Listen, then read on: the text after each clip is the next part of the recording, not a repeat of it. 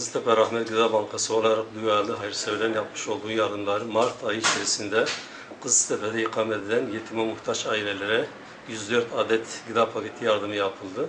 Bunun dışında daha önceden Avrupa'da yetimlerin Ramazan ayında gelip gördüğü ve gıda yardımında bulunduğu Mülkiye Sezer, Nayura Dolu ve Terfa Eseni Avrupa'daki hayırseverlerin yaptığı yardımlar sonucu Mülkiye Sezer ve Terfa Esen Kardeş Aile Projesi Nayura Dolu'ya yetim aile kapsamına aldığı ve bu ailelere nakit para yardımında bulundu.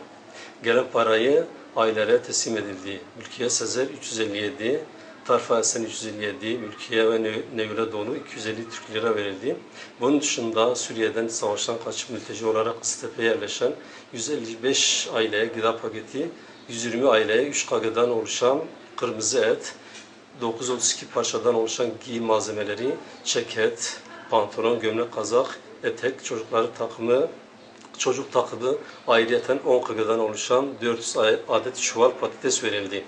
Rabbim bu hayırlı yardımlarını esirgemeyen tüm hayırlı sevenlerden Allah razı olsun. Rabbim ecirlerini kat kat artırsın.